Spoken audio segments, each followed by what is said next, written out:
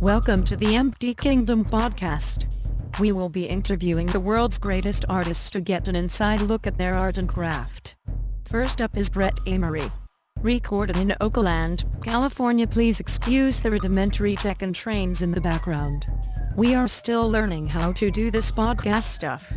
I would have recorded a proper introduction, but I don't have a mic on me and I have a deadline to meet. So nyet. I'm gonna probably record some sort of intro later on.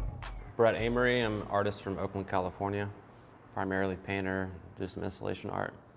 Nice. And how did you get into art? Kind of fell into it. I moved out here to study film at Academy of Arts University. And then over the course of 5 years, I switched my major to illustration because I started drawing. Yeah. And then fine art. So you didn't draw when you were a kid? So yeah, I did a lot when I was younger, but when I started around 10, I got a skateboard and I started skating, and that took over. And I stopped making art. So what made you start drawing again when you were in college? When I moved out here to study film at Academy of Arts, I was skating with other artists, painters, and playing music, and I just slowly became interested in it. So was there a moment where you were like, oh shit, like this is actually what I want to do, not filmmaking?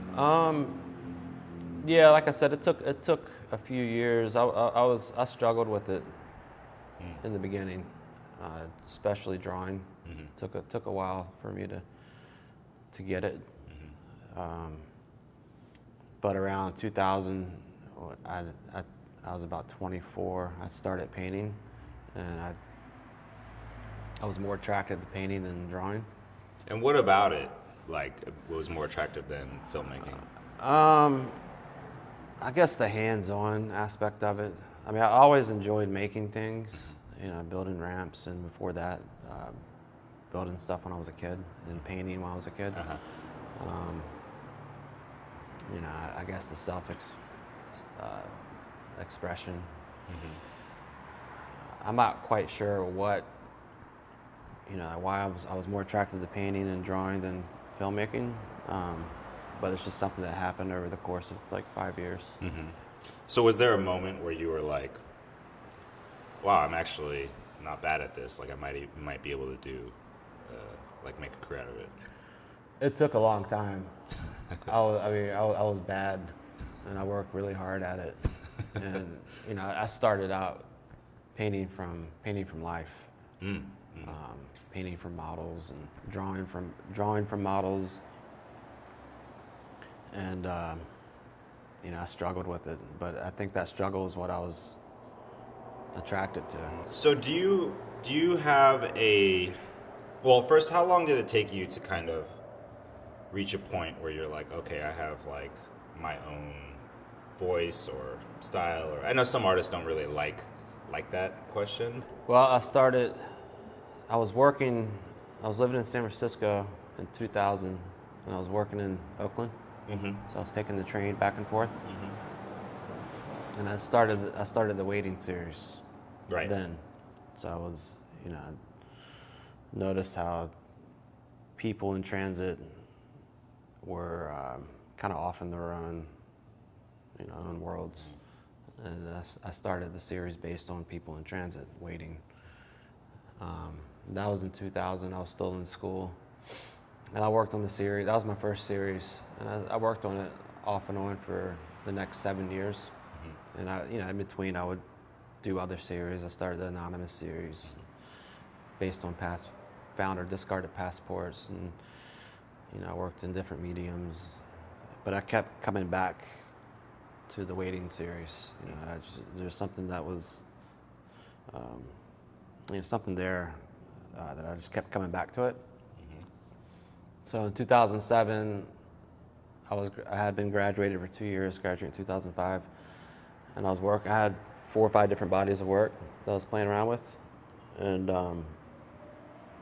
I guess I got serious and decided to focus on waiting, because it's something that it held my attention for since 2000 when I started it. So I guess I had a serious look at everything I was working on, and that was the series that I kept coming back to. So in 2007, I took everything off my website, and you know, waiting was the only thing on there, and that was a point where I focused primarily on that series. What do you think it is that differentiates like a kind of like an authentic voice versus somebody just trying to be different? I think honesty plays a big role in having a voice. What kind of honesty? Just honesty with yourself as an artist, whatever. Making art that is true to you as a person, based on your experiences. I think that's important for myself. You know, I get caught up in looking at markets and seeing what sells, Right. and that can have a huge influence on the work I make or the work other artists make.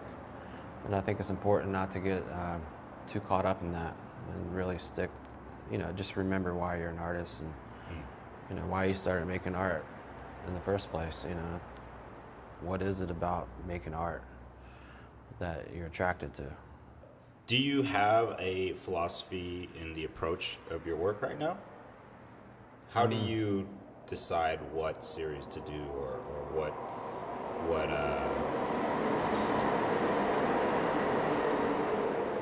I guess what do you have an approach or a philosophy that kind of motivates your decision making in terms of what type of work you do? Well, in 2010, I started getting gallery representation. You know, I got one in, first gallery was Think Space, and then Sandra Lee in San Francisco, and then Lazaridis in London, and then Jonathan Levine in New York.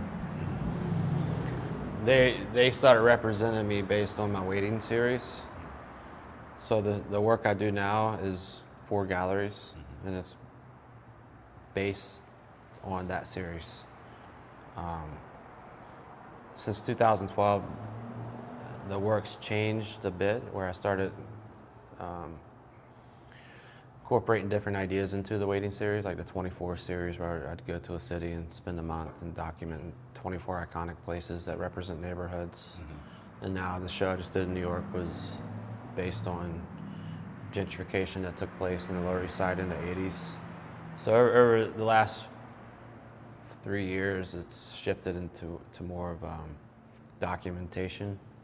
Still falls into the waiting series, but it's more about, less about putting a bunch of paintings in a gallery and more about giving the viewer an experience. Cool. Through painting, photography, and installation and sound installations and found objects. You know, when you're working on a show, do you ever consider like how that show fits in with your overall career and where you want to go, or is it always kind of like just what you're most interested at the moment? Like, do you think of your career as a macro, you know, before you start?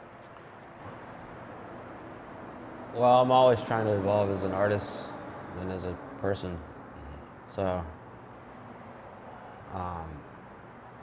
when I feel like the work is getting stagnant and I'm just repeating myself, I try to incorporate something new into the work. As far as career, you know, I'm always trying to push it along or grow. Do you have like do you have an idea of like where you want to go? Like someday I want to be in a museum or this museum or that, or, you know, sell my paintings for X number of dollars, or do you have a kind of like milestones that you want to hit? I mean, I hope just to continue to make a living being an artist. That's the most I can hope for.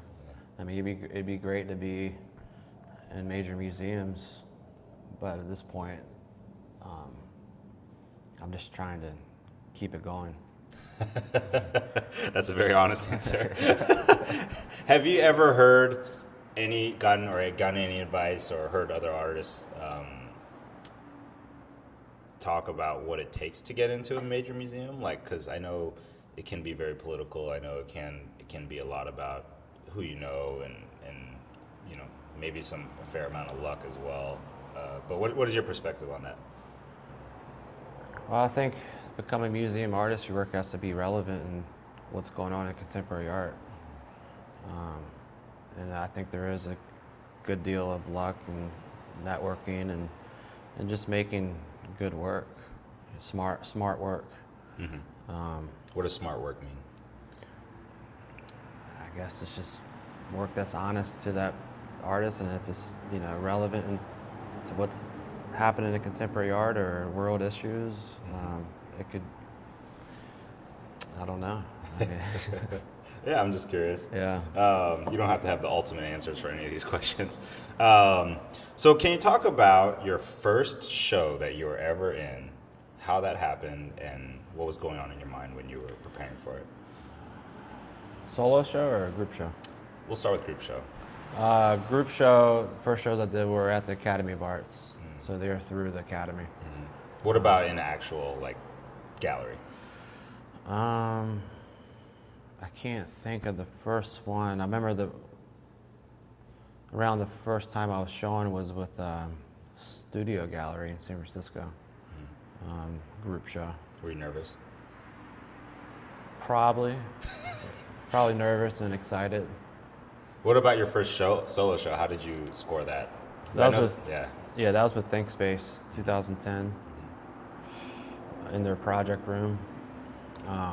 Was that something you had to ask for, or did they approach you? I think I added them to my newsletter, so I had been sending out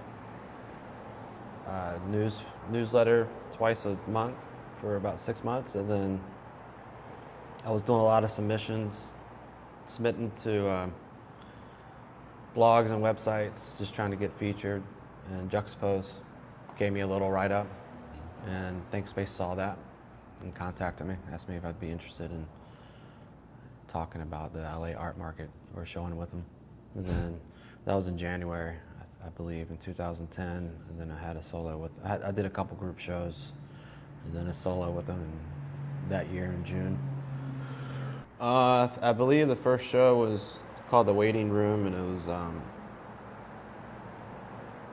based on the Waiting series. I remember I just worked my ass off because I wanted to make a good impression. I think I gave him 7 paintings. I'm sure I was really nervous. I can't quite remember the exact emotion I went through, but yeah, I mean, it was an exciting time for me. It was first solo. That's a big deal for a lot of artists. Yeah. I guess any artist. So do you have any advice for, people out there who haven't been in a show yet, like what they might want to do to get into one, besides not sucking? I mean, I think social media helps. Marketing your work helps, obviously. All those things are tough for a lot of people, but I think the more visible you are, especially on the internet these days, because everyone's online, helps. Try to get features on smaller blogs that bigger websites look at and galleries look at. I did a lot of submitting in the beginning. To blogs, you mean? Everything. I would submit to blogs and magazines and websites and galleries. I know that's probably frowned upon by a lot of galleries, but it helped. Helped get stir up some interest. So how important is networking, in person? Because I notice, you see a lot of artists checking out shows and things, and I know some people think that's really important, but what do you think? Yeah, I mean, I think that's important too. If you live in an area where there's galleries you want to work with, going to their openings and getting to know the artists that they work with and the people that run the gallery is always a step in the right direction. Maybe an artist likes your work that works at that gallery, they could refer you. I think all of the networking and going to shows and just I think going to shows in general is a good idea because it gives you an idea of what's out there. You know, what's showing in your town or what other artists are up to. Do you ever have a problem, or in the beginning, did you ever have a problem like talking to people?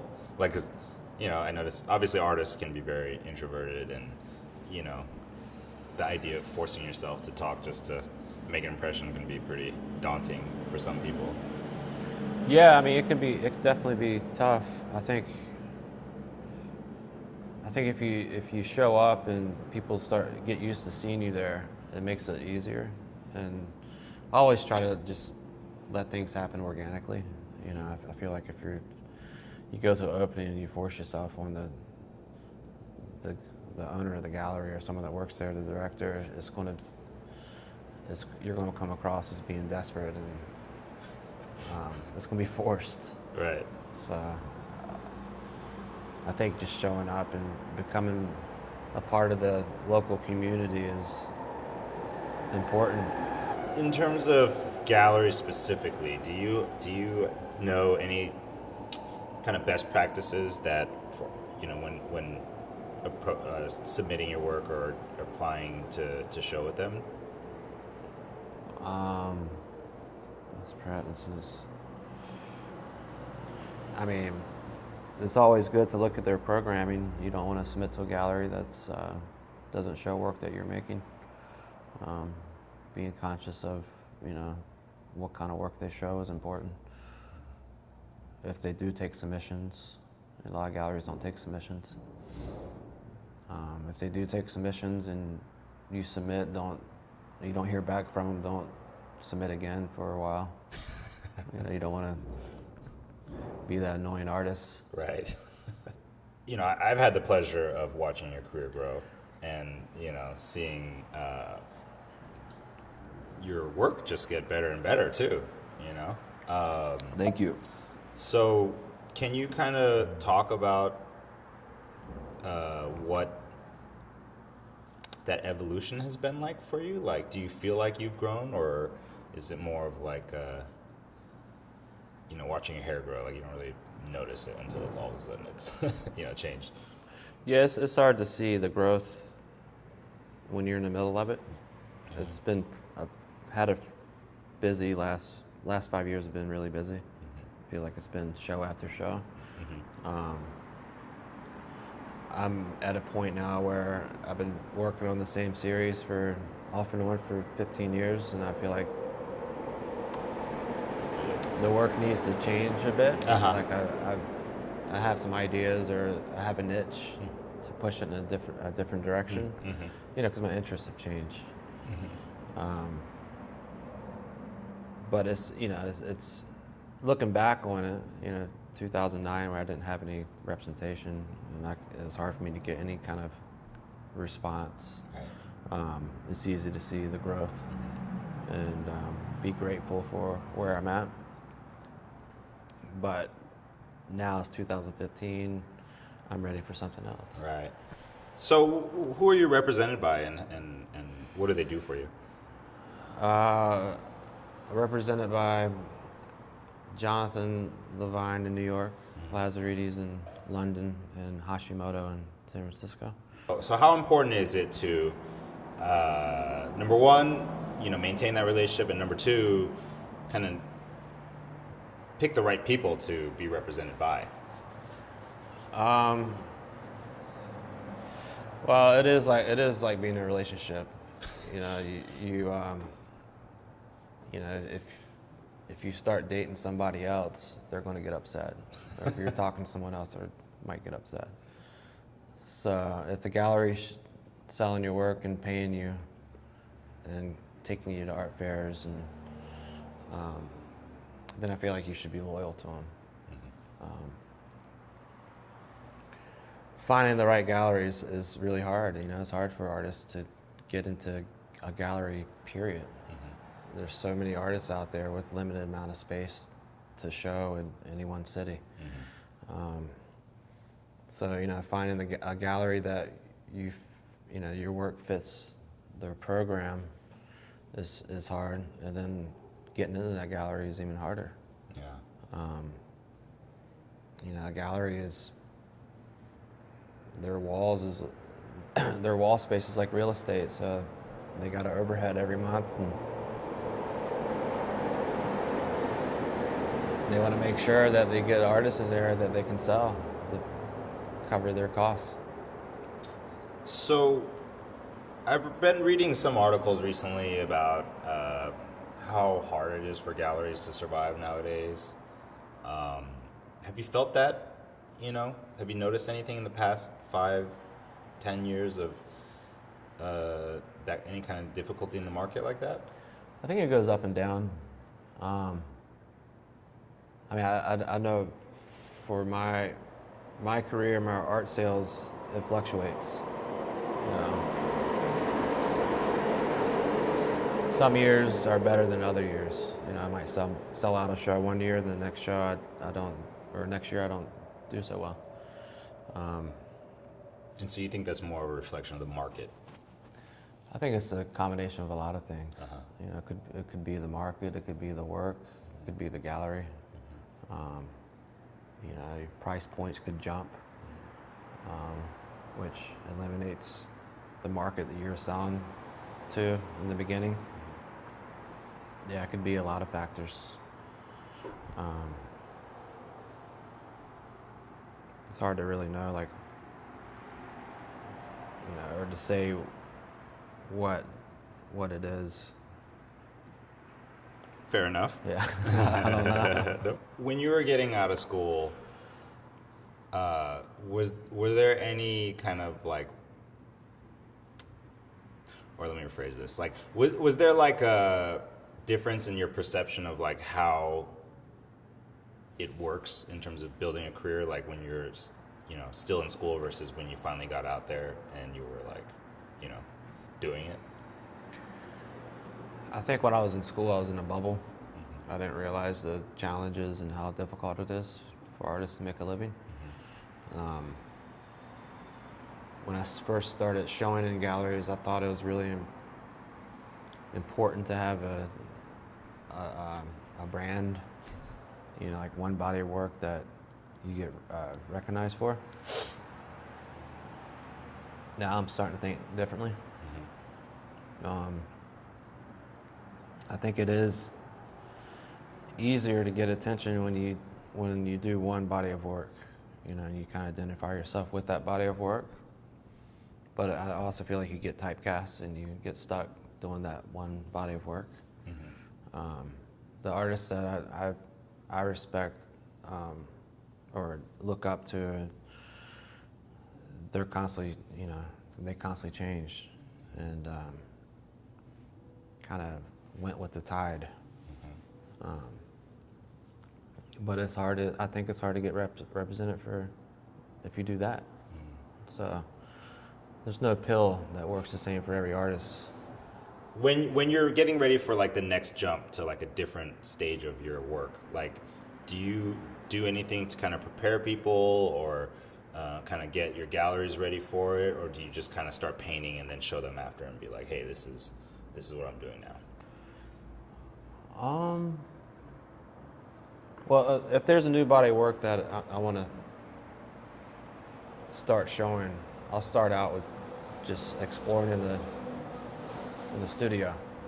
The studio is like my laboratory. It's where I try new things, and then I'll start. If I'm happy with the work I'm making, I'll start putting it on Instagram and Facebook, and just see what kind of response it gets, and slowly introduce my audience to the new body of work.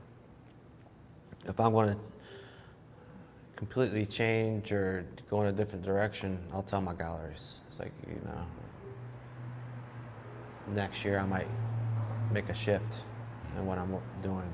The work's going to change a bit, and this is how it's going to change, and here's some examples. Yeah. My next show at Lazaretti's in June.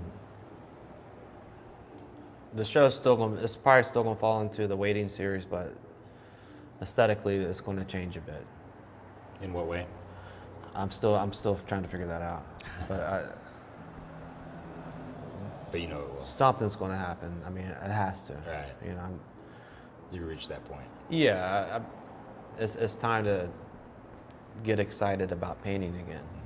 You know, like for the last couple years, the work's been more about the documentation, and I've started incorporating installations and sound installations, and I haven't necessarily stepped away from painting, but I want to get back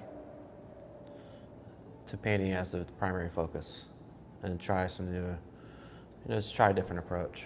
Got it. So actually that brings me to my next question is, do you ever dabble in other mediums, other art forms? And if so, do you think it's, why? Yeah, like I said, like I've been doing these installations for a few years now. And then I started playing around with life-size sculpture of figures, incorporate them into the installations. And like my studio is filled right now with these abstract kind of formless paintings that I just have fun with. And I think it's important for myself to explore and try new things, just to keep the interest, have fun. So when you're trying something new like sculpture, like were you trained in sculpture at all, or do you just like start Googling techniques and stuff? Like, yeah, I never studied sculpture, but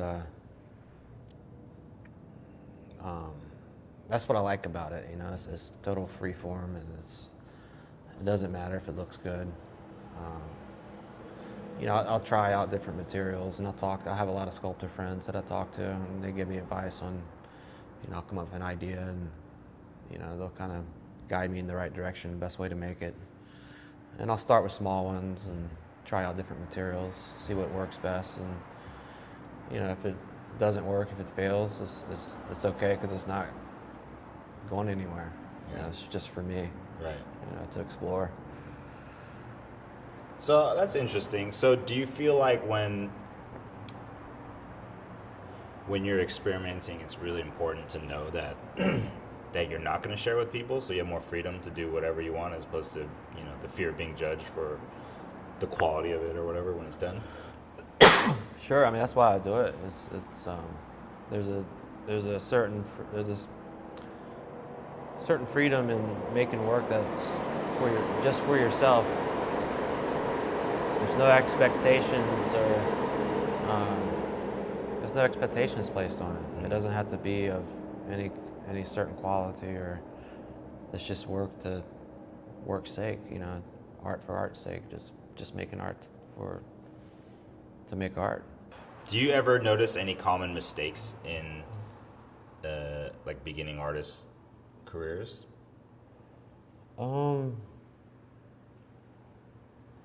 Well, I mean, it's so easy to get caught up in what's getting attention, especially now with the internet.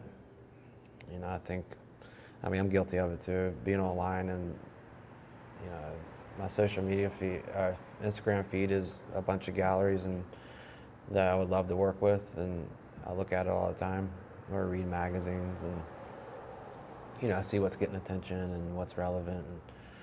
And, sometimes I get caught up thinking my work's not relevant enough and it doesn't fit into a certain conversation, and maybe I should change. But I always come back to the same conclusion that if I changed to fit a market, then it wouldn't be honest work. So what's the point? Right. So maybe, maybe artists shouldn't get so caught up in the beginning at looking at what's popular or what's getting attention online or in magazines, and just stick to your voice, stick to what's honest to you. Cool. So let's shift gears a little bit and talk about your current show. So can you tell us about your show in New York, and where it is, and kind of what type of work people can look forward to? The show is called This Land Is Not For Sale, Forgotten Past and Foreseeable Futures, and it's about gentrification that took place in the 80s and continues to take place in New York City, in the Lower East Side. It addresses issues of the homesteading and the Tompkins Square riots and mom and pop businesses that are slowly disappearing. Or not, I shouldn't even say slowly, disappearing at an alarming rate, Right. you know. And, you know, it parallels what's happening in San Francisco and a lot of major cities, you know. That's, So how did you get, what made you attracted to this topic? well, I think the last series I worked on was 24 series, and I did 24 San Francisco, 24 New York, 24 London. And when I documented 24 New York in 2013, March, I came back in June for the show. And a few of the places I had documented were gone. You know, Bleecker Bob's, I documented that record store. It was there for 40 years, and when I got back, it was closed. And at the same time, San Francisco was changing. I've been living in the Bay Area since '96, and I've seen it change in the last 2 years more than the 20 years I've lived here. Seems like every time I go to the city now, there's a new condo, and there's another venue shutting down. So when I was deciding what my next show is going to be about, I started thinking about, you know, what's happening in San Francisco, what happened in New York, and I started reading. You know, first I read a book on the Bowery, and then I read one on called Resistance that Clayton Patterson co-wrote, and that's about Tompkins Square riots and the homesteading and all the displacement that took place in the 80s. And a few other books on the Lower East Side art scene back in the 80s and CBGBs, read a book on CBGBs.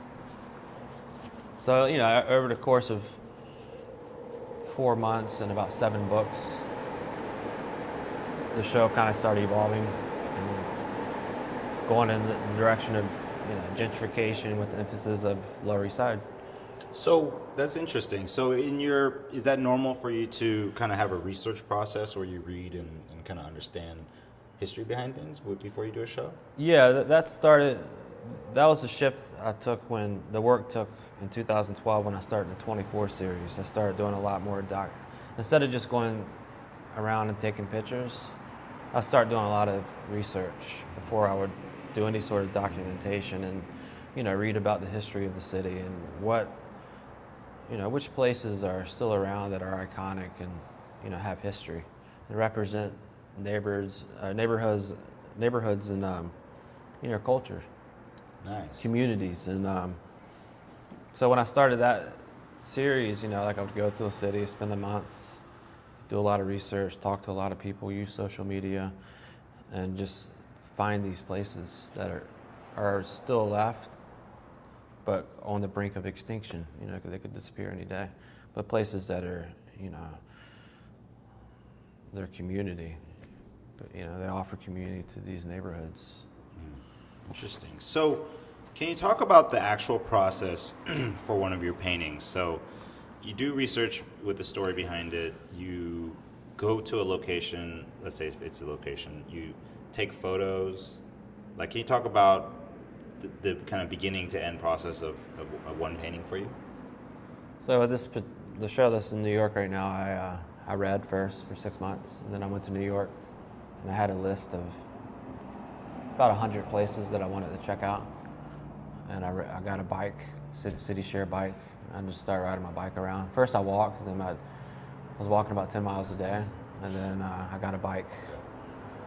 And I would go look at all these places at different times of the day and figure out which place, you know, if the place fits the series, and then what time of day is best for that particular place. So I go check it out different times of the day. And then once I decide on the best time for that particular place, I'd go back and just sit there for however long. You know, sometimes I'd sit there for an hour, 2 or 3 hours, and just kind of observe the area, the place, and take pictures. You know, then I maybe go back to that place in the morning or in the afternoon and check it out. You know, and see if it's any different. See if the light had changed, or the people going in and out of the place were different, or just the area. See how the area is different times of the day. So the 2 weeks I was in New York, for this past show, I took about 5,000 pictures. And then when I got back, I started going through all the pictures and start making selections.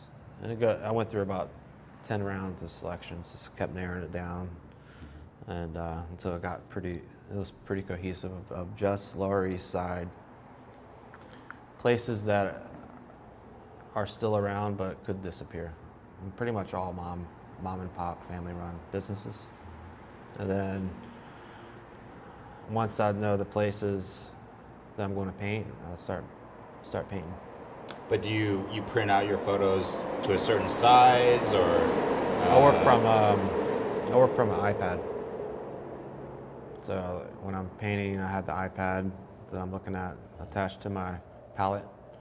So I use that for reference. Interesting. So I imagine in that case, then, for you, taking proper photos is actually really important for your reference, then. Or do you kind of have your own mood or technique inform the way that you capture the light that was there that day and stuff? Well, I used to take everything with my iPhone. Oh, wow. And I used to like the abstraction, or the abstract, how the iPhone would abstract the image, and I would use that. Yeah. It's kind of another texture layer for it. Yeah, I guess it one step closer to the painting. Mm-hmm. Recently, I got a SLR, so the images are much clearer. And for this body of work, it worked. Previous shows, the image wasn't. I mean, the image was important because it's of a place, but it was more of an interpretation, my interpretation of the place. With this particular show, I really wanted to honor these places and put them on a stage, elevate them on a high platform. So I was pretty true to the original image and try to capture it as is. So the image was, the image being more clear because I used a better camera was better in this case. Interesting. So how many pieces do you have over there right now showing? 19. Wow. That's a lot. So how long did that take you to put all those together? This particular show, I had a really short deadline because I got behind on everything. I had some family issues this year, so I had to go back to Virginia a few times. So I had 2 months to do the whole entire show. So I painted everything in about 8 weeks. Yeah. Wow. So I imagine not a lot of sleep going on there. Yeah, it was 8 weeks of 7 days a week, about 14 to 16 hours a day. Wow. So, that's actually interesting. So for an artist preparing for a solo show, do you have a normal way of kind of gauging or planning for, how much time you got to put in versus researching and stuff, or is it kind of always just pedal to the metal and doing whatever it takes to get it done? Well, I've done enough solo shows in the last 5 years where I have a process down. It starts with the research and the documentation, and then the selection process, and then the painting. And I start 1 to 2 paintings a day until they're all started, and I have a pretty big studio, so I put all the paintings up on the wall so I can see them together. And I start 1 a day or 2 a day until they're all started, and then I go back and do second pass, and then third pass so I work on everything together. Interesting. So that helps you look at the show as a whole while you're developing it. Yeah, and it keeps me from getting stuck on one painting. I see. Yeah. Now, how important is it to be focused when you have work to do? Because I know a lot of artists, when they got a show going, they don't want even mental distractions. It might not be a big time thing, but they just don't want to have to worry about thinking about something else. Do you have any commentary on that? I mean, it's really very important to be focused. I mean, I know when I'm getting ready for a show, I usually don't go out. This past show, I didn't see my girlfriend for about 3 weeks. I mean, I was just working. Right. And I feel like you got to stay in that mindset. You know, it's hard work, and if you want to, for myself, if I want the work to be good, I got to, you know, stick to it. And I don't know. I mean, I tend to put a lot of pressure on myself when I'm doing a solo show because, you know, I want each one to be an evolution of the one before it. So, I mean, for me, it's a lot of pressure. And usually my friends that are artists, and when they have solo shows, it's the same thing. You don't see them, you know, for a few months. You know, they go into their cave and they don't come out until the work's done. Right. So, and for artists who are kind of young students and stuff, how important is it to have a strong work ethic? It's everything. I mean, when you start getting busy and your work, there's a demand on your work, you got to produce. And it doesn't matter if you're feeling inspired or not. When you have to produce, you have to produce. You know, it becomes, I don't want to say it becomes a job, but it is a job. You know, and you have to treat it like that. You know, you got to clock in every day, you know, and put in long hours, especially when you're getting ready for an exhibition. I like that. I definitely heard that as common advice for not just painters, but writers and, you know, any kind of artist really is just, I forgot who said it, but, you know, inspiration is like for amateurs, you know? You just when you show up every day, you write or you paint or whatever it is, no matter if you like it or not. Sure. I mean, that's the reality of it. Now, when it comes to deciding what to do and what not to do for your career, like, I know you do prints. Has anybody ever approached you to do other types of merchandise or products, and what have you said yes to or no, and why? I've been asked to do watches before, or iPhone cases, laptop cases. I generally say no to those sorts of things because I don't want it to become so much of a brand. I've done a couple shirts because I also believe, you know, like it's nice for people to have my work even if they can't afford a painting. Mm-hmm. That's why I do the prints. Mm-hmm. But I don't want it to be so accessible that you find it, you know, you can have a watch made or you can have a iPhone case made. I just don't feel like that's the work I do really accommodates, you know, that sort of work. Or product. Yeah. Do you ever remember getting advice that helped shift your perspective in your work or your career? Kim when I first started, Kim would give me a lot of advice. Kim Kogan. Yeah, it was. I mean, it's obvious now, but then I didn't really know of it. You know, I say don't oversaturate and be selective of where you're showing. Don't do too many group shows. I remember before I had any representation, I was doing about 50 group shows a year. I was showing every weekend. And why is that not good to saturate for group shows? Well, I think if you're always showing, especially in one city, like I was showing constantly, a couple times a week. Every weekend I was in a group show. But the work wasn't selling. In my case, I feel like it worked because it helped get my name out there. But I think when collectors see your name and show after show after show, they see your work show after show after show, it just oversaturates the market, and they tend not to buy as much because they're waiting for that next show. Or I think it cheapens you and your work. But, you know, it's also it's contradictory, you know what I mean? Because I used to tell artists, you know, like show as much as you can in the beginning because it's going to get your name out there. And then after you get into galleries that you want to work with, slow down, desaturate, and pull back.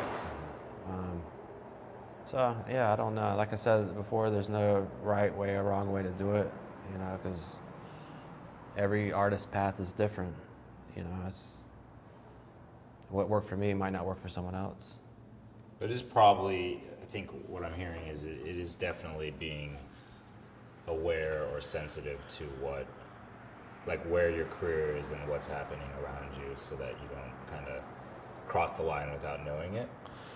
Yeah, I mean, like for me right now, like I'm really trying to be selective of where my work is. Mm-hmm. I mean, it's obviously going to be with the galleries that I work with, mm-hmm. but outside of that, I try not to do too many group shows. Mm-hmm. I'll do art fairs, but I try to limit the amount